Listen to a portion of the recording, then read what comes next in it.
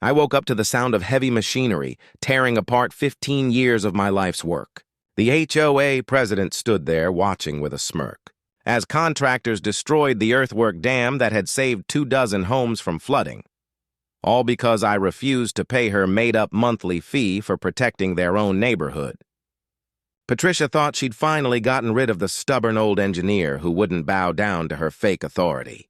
But what she didn't know was that I had every permit, every safety report, and every piece of evidence proving my dam was completely legal. And that in 48 hours, when that flash flood warning became reality, she was about to learn exactly why you don't mess with a hydrologist who's been outsmarting water for 40 years. The certified letter arrived on a Tuesday morning in October, delivered by a postal worker who made me sign for it like I was receiving nuclear launch codes. I knew it was trouble the moment I saw the return address. Meadowbrook Hills Homeowners Association. Urgent legal notice. We'd lived in this neighborhood for 23 years, and I'd never seen an HOA letter marked urgent about anything more serious than Christmas decoration deadlines. I poured my coffee and sat at the kitchen table where Sarah and I used to read the morning paper together. The chair across from me stayed empty now. Had been empty for 2 years since the cancer took her, but I still made coffee for 2 out of habit. The letter felt heavy in my hands, heavier than paper should feel. When I tore it open, the words hit me like a punch to the gut. Notice of violation and mandatory. Infrastructure maintenance fees. Your unauthorized water management. Structure requires immediate compliance. Payment of $847 monthly beginning November. First, $847 monthly for the dam Sarah and I built 15 years ago. I had to read it 3 times before it sank in. They were calling my retention dam an unauthorized water management structure and demanding I pay them nearly $1,000 every month for the privilege of keeping it on my own property. The letter was signed by Patricia Kellerman, HOA president, a name I didn't recognize. It included a bunch of legal-sounding nonsense about community aesthetic standards and liability risks, and gave me 30 days to comply or face all available legal remedies. My hands were shaking, and it wasn't from the coffee. This dam wasn't just some weekend project I'd thrown together. Sarah and I had watched Hurricane Isabel flood half our neighborhood back in 2003. The Chen family lost everything in their basement. The Rodriguez family had to gut their first floor. Old Mr. Peterson's garage collapsed from the water damage. 24 homes got hit, and the damage totals ran into the millions. Sarah was the one who suggested we do something about it. "Frank," she'd said, watching our neighbors haul waterlogged furniture to the curb, "you spent 30 years with the Army Corps of Engineers. You know how to stop this." So I did what any reasonable hydrologist would do. I designed a small earthen retention dam for the natural low point on our property, where the neighborhood drainage naturally collected. Nothing fancy, just good engineering. I got the permits from the county, had the soil composition tested, brought in clean-filled dirt, and built it right. The county inspector signed off on it. The whole project cost us $12,000 and 3 months of weekend work. That dam had been protecting our neighborhood ever since. During the 2011 storms, it held back thousands of gallons of runoff that would have flooded the same houses. Same thing during the 2018 flash floods, and again just last spring.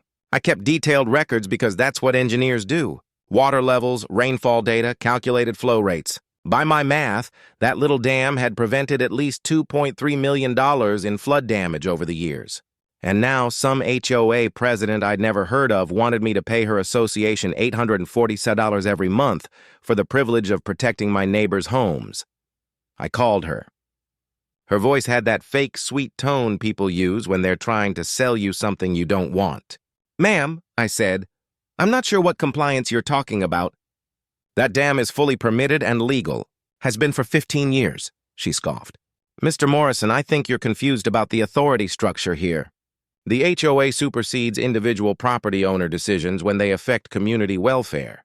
Your dam is an eyesore and a safety hazard. We've had complaints." That's when I knew I was dealing with someone who had no idea what she was talking about. "Ma'am," I said, my voice steadying, "what's your background in hydrology or civil engineering?" Long pause. "I don't think my qualifications are relevant here. What's relevant is HOA compliance. You have 30 days to comply. If you choose not to cooperate, we'll pursue all legal remedies. The line went dead. I hired Tom Brennan, the same attorney who'd handled Sarah's estate. When I showed him Patricia's letter and my permit files, he just shook his head and smiled. "Frank, this is the dumbest HOA overreach I've seen in decades. Your dam is completely legal, fully permitted, and she has zero authority to charge you fees for it.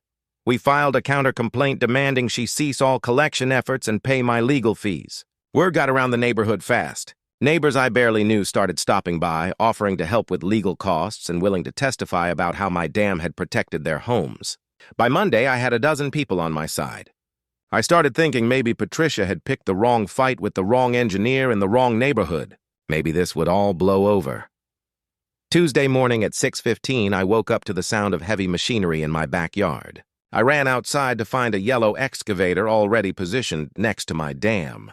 Patricia Kellerman stood beside a white county truck, holding a clipboard and wearing the biggest smile I'd ever seen. "What the hell is going on here?" I shouted over the engine noise. She walked over, still smiling. "Good morning, Mr. Morrison. We're here for emergency removal of your dangerous structure. The county condemned it yesterday afternoon." She handed me an official-looking document with a county letterhead. "Emergency condemnation order. Immediate removal required." It was signed by someone named David Walsh from the county engineering department. I'd never heard of him, and I knew every engineer in that office.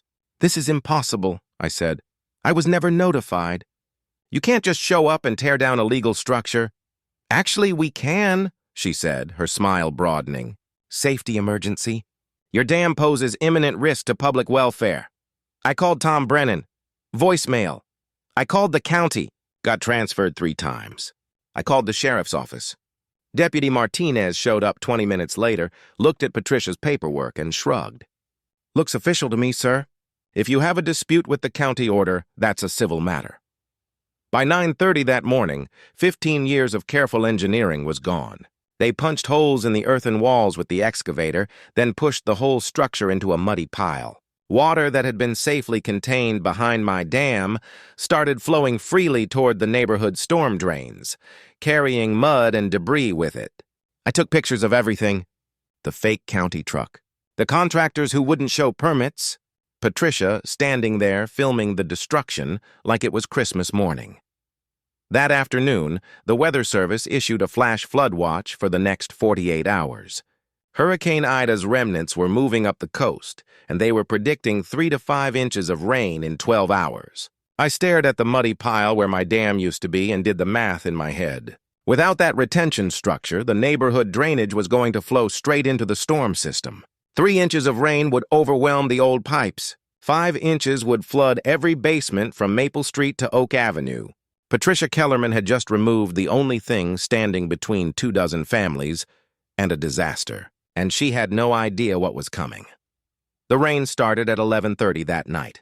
By midnight, we had 2 inches down. The old storm drains were already backing up at the corner of Maple and Oak. I could see water creeping across Mrs. Chen's driveway in the streetlight. At 1:15, I heard the first basement sump pump kick on somewhere down the block. By 2 a.m., 3 more pumps were running, but they were fighting a losing battle. The water had nowhere to go except into people's homes. At 3:10 a.m., Mrs. Chen's basement flooded. I heard her screaming from across the street and ran over. She was standing in her kitchen in her nightgown, crying and pointing down the basement stairs. The water was 3 feet deep and rising, covering everything her late husband had left behind. His woodworking shop, built over 20 years of retirement, was completely underwater. Hand tools he'd brought from Taiwan in 1987, floating like dead fish. The workbench where he'd built furniture for every grandchild in the family, covered in muddy water that smelled like sewage. The Rodriguez family lost both cars. Their kids' bedrooms were flooded when the water found its way through the foundation. I called Tom Brennan at 7 a.m. "Tom, we need to add flood damage to our lawsuit. Patricia's illegal demolition just cost my neighbors over $100,000. "Frank, slow down. If we can prove her demolition directly caused this flooding, we're not talking about HOA overreach anymore. We're talking about destruction of property and massive civil liability." An hour later, Jake knocked on my door. "Frank, that county condemnation order Patricia showed you. Completely fake. I called the real county engineering department. There's no David Walsh working there, no condemnation order was ever issued, and they have no record of any safety complaint about your dam. Patricia forged that entire condemnation order. It gets worse. I ran the plates on that white truck she had yesterday. It's registered to her brother-in-law's construction company. She hired her own family to tear down your dam using forged county documents. I looked out my window at Mrs. Chen's house, where volunteers were still hauling waterlogged furniture to the curb. At the Rodriguez's place, where they were ripping out flooded drywall and insulation. At the muddy pile where my dam used to be. "Jake," I said, "I think it's time we had a real close look at exactly who Patricia Kellerman is and what else she's been up to." What we found was a pattern of financial manipulation that made the dam destruction look like small potatoes. Patricia had been elected HOA president 6 months ago. Her first action was hiring her brother-in-law's construction company for emergency infrastructure maintenance at inflated prices. Tree removal that should have cost $800 was billed at $2,400. Sidewalk repairs that any handyman could do for $300 were charged at $1,200. Every invoice went to the same company, Kellerman Brothers Construction. The financial records showed $43,000 in HOA payments to her family's company in 6 months for a neighborhood that had needed maybe $5,000 in actual maintenance during the previous 5 years combined. Jake found the email trail. Need to create more emergency maintenance issues. The damn thing is perfect, expensive to remove, easy to justify, and the old man can't stop us if we use county authority. Another email was even more damaging.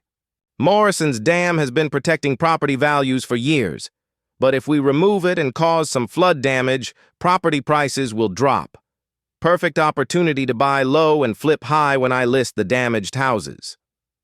She wasn't just embezzling HOA funds. She was planning to crash neighborhood property values, buy houses cheap from flood-damaged families, and resell them at huge profits after the flood problems were mysteriously solved by new flood control measures she'd arranged through her brother-in-law's company. She had targeted me specifically because my dam was preventing the flooding she needed to manipulate the real estate market. My attorney called me. "Frank, Patricia's lawyers filed for bankruptcy protection for the HOA. They're claiming the association can't pay damages because all the money was spent on legitimate maintenance contracts. They've also filed a restraining order against you, claiming you threatened Patricia." And there was worse news. She's putting her house up for sale. If she completes the sale and leaves the state before we can get a judgment, collecting damages becomes a lot harder. Jake was already ahead of me. Moving trucks showed up this morning. She's not just planning to leave, she's actively packing up right now. I looked at the photo of Sarah on my kitchen counter, remembering what she used to say about people who hurt others for money. "Frank, sometimes the system works, and sometimes you have to work the system. Time to work the system." We worked through the night like a couple of old soldiers on a mission that mattered. Jake had 30 years of detective experience, and I had 40 years of engineering precision. Our first breakthrough came at 2 a.m., when Jake found the smoking gun in the state records database. "Frank, look at this. Patricia never filed the proper incorporation paperwork for the HOA. According to state law, she's been operating an unregistered organization and has zero legal authority to collect fees, issue violations, or order any kind of property modifications." My jaw dropped. "You mean she's been running a fake HOA this whole time?" "Not fake exactly, but legally meaningless. It's like someone declaring themselves mayor of a town that doesn't exist. All her authority, all her official-sounding demands, all her legal threats, completely worthless."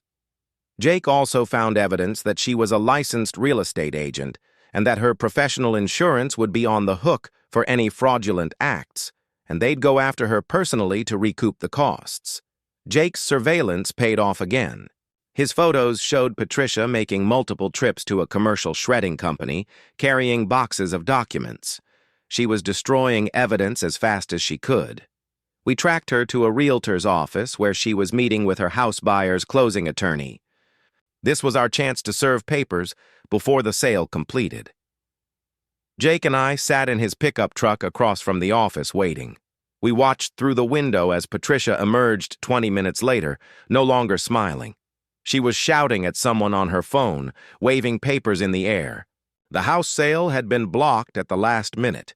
Her buyer's attorney had backed out immediately upon learning about the pending lawsuits and criminal charges. She sat in her car for 10 minutes, making frantic phone calls. Then she did something that told us everything we needed to know about her character. She drove straight to a storage facility and started loading boxes from a rental unit into her car. Jake snapped photos of everything. She's retrieving hidden evidence, documents she stashed away in case something like this happened.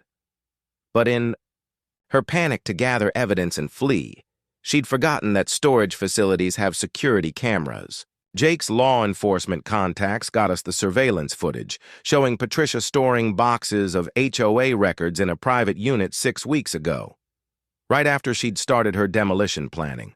Those boxes contained the original contracts, the real financial records and communications that proved the entire fraud conspiracy. Patricia had literally documented her own crimes and then stored the evidence where we could find it. The trial started 3 weeks later on a cold Monday morning in November. The prosecution laid out Patricia's crimes with the precision of a military operation. The federal prosecutor played the surveillance video of Patricia directing the demolition, showed the forged condemnation order, and presented the email trail, proving Patricia knew exactly what she was doing. The jury watched Patricia on screen, smiling and filming while my 15-year-old dam was destroyed by her brother-in-law's equipment. Dr. Mitchell took the stand and explained the hydrology in terms anyone could understand. Mr. Morrison's dam was textbook flood control engineering. Removing it was guaranteed to cause the exact flooding that occurred 3 days later. Any competent engineer would have predicted this result. When Patricia finally took the stand in her own defense, it was like watching someone deliberately walk into a wood chipper. The prosecutor pressed her, and she broke down completely. "He wouldn't listen," she screamed. "He wouldn't pay the fees. He thought he was better than everyone else with his engineering degrees and his permits. I was trying to teach him that I had authority, too. He made me look stupid in front of the whole neighborhood. I was trying to show him who was in charge." The jury had heard enough. After 4 hours of deliberation, they returned guilty verdicts on all counts: fraud, embezzlement, conspiracy, and federal document forgery. Judge Harrison scheduled sentencing for 2 weeks later. Patricia got 3 years in federal prison, full restitution to all flood victims, and her real estate license was permanently revoked. The court ordered her house sold to pay damages, with the proceeds going to Mrs. Chen, the Rodriguez family, and the other affected neighbors. But the real victory came 6 months later when the county approached me about rebuilding my dam as an official flood control structure. They offered to fund construction and ongoing maintenance in exchange for incorporating it into the county's stormwater management system. The day we dedicated the new dam, the whole neighborhood showed up. Mrs. Chen gave a speech about community protection and proper leadership. I stood there looking at the bigger, better retention structure, thinking about Sarah and how proud she would have been.